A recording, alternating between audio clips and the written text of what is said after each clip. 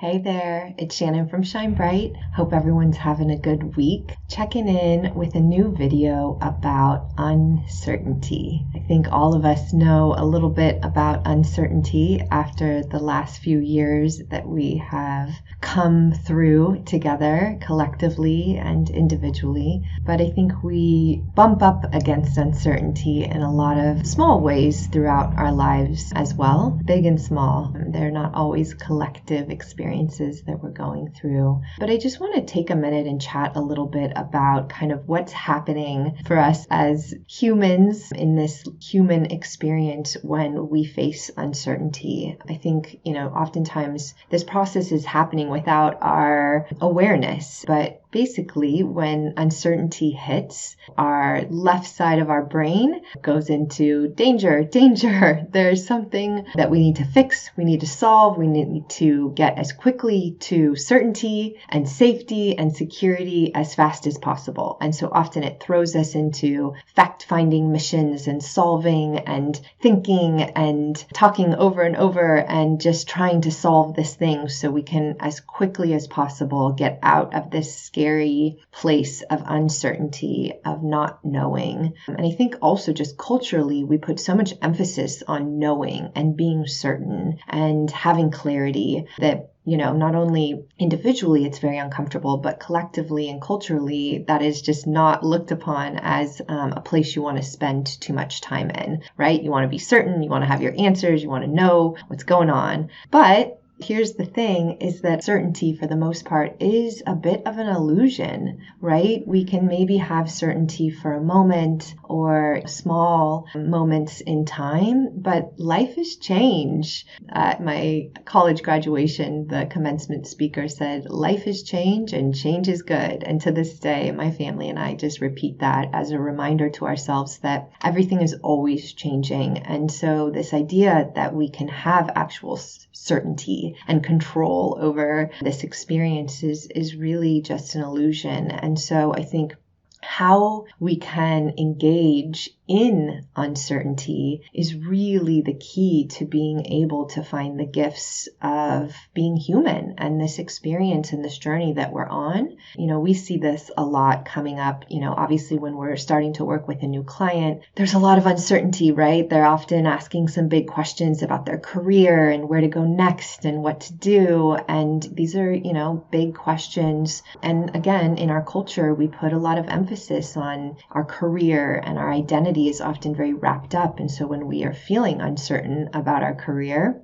it brings up a lot of fear. It brings up a lot of insecurities. And so we're just trying to quickly solve, quickly get to the answer, right? Tell me what to do. How can we fix this? What's the solution? And, oftentimes we start working with people who have tried to, run to the job boards and just start applying to a bunch of jobs, or they update their resume and think that's going to solve it, or they quit their job and get a new job without really thinking too much about it, just to get out of the discomfort of uncertainty and get closer to certainty. But oftentimes those quick fixes or those rushing through that period leaves them feeling the exact same way, right? Like, I'm still not happy. I'm still not fulfilled. This isn't the answer. I didn't solve it. And so they find their way back to us. And what we have developed over the last 10 years of doing this work is a process that moves our clients through this uncertainty with structure and guidance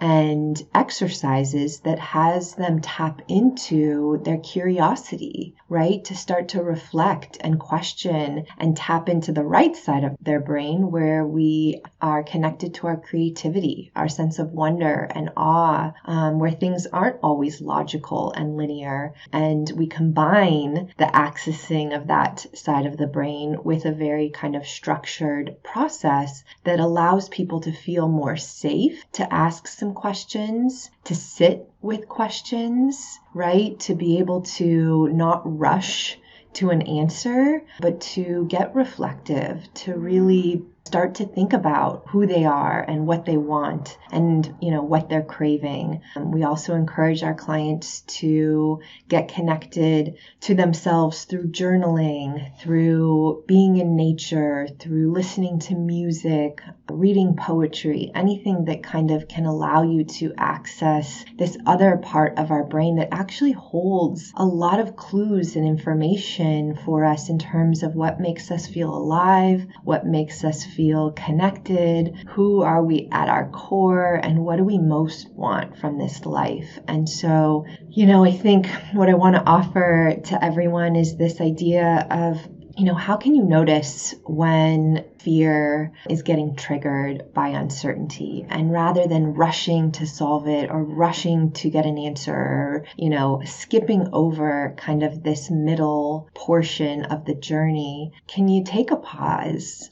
Can you get curious? Can you do some reflecting? Can you ask yourself, what am I feeling? What am I wanting? What am I craving? Can you, allow yourself to maybe just ask those questions, and rather than forcing yourself to solve them, to just sit with those questions, to let them kind of marinate, and then to engage in activities that access that right side of the brain where your feelings and your creativity and your wonder and awe live, as a way of helping to support the left side of the brain that wants to solve and fix and, get you as quickly to security and safety. The truth is that the two of them together are actually the key to navigating uncertainty and navigating this life. And so making sure that they're working in tandem, that they're supporting one another, that if you're spending too much time on one side of the brain and ignoring the other, how can you bring some more balance back into how you're looking at whatever question or current situation you're facing? So that's what I have to offer today. Can we sit with the question? Can we get curious? Can we put the pause button on rushing to solve and trust that if we invite the other side of our brain into the solving of these questions, that we can actually get much closer to what is actually going to feel right and authentic and true for us in this moment. So,